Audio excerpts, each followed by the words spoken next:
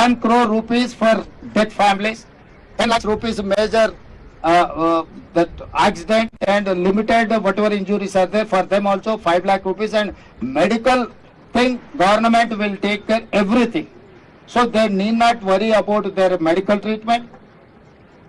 1 crore is compensation, 10 lakhs and 5 lakhs whoever is injured, చనిపోయిన కుటుంబాలను, తీవ్రంగా గాయపడ్డ కుటుంబాలను, ఇందులో గాయపడ్డ కుటుంబాలను అందరిని కూడా 100% ప్రభుత్వం మానవత్వంతో ఆదుకుంటుంది. అన్ని రకాలుగా వాళ్ళకి అండగా నిలబడుతుంది.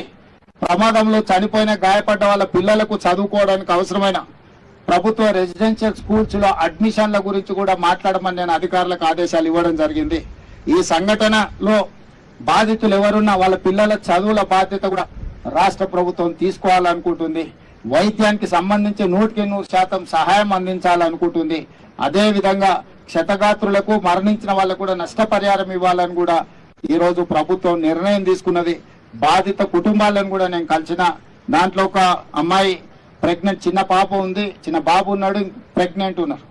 ఇట్లాంటి సంఘటనలు చాలా బాధాకరమైనవి. వాళ్ళందరికీ సరైన విధంగా ప్రభుత్వం సహాయం అందిస్తుంది. చనిపోయిన వాళ్ళ శవాలను కూడా వాళ్ళ సొంత గ్రామాలకు తరలించడానికి అవసరమైన అన్ని రకాల ఏర్పాట్లను కూడా పర్యవేక్షించండి అని డీజీపీ గారికి, అదేవిధంగా రెవెన్యూ అధికారులు అందరూ కూడా ఆదేశాలు ఇచ్చిన. వీళ్ళందరినీ ఆదుకునే బాధ్యత ప్రభుత్వం తీసుకుంటుంది.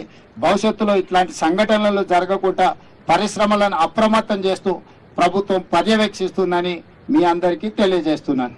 అసలైన తొలి వెలుగు. ఫాలో వాట్సాప్ @తొలి వెలుగు అఫీషియల్.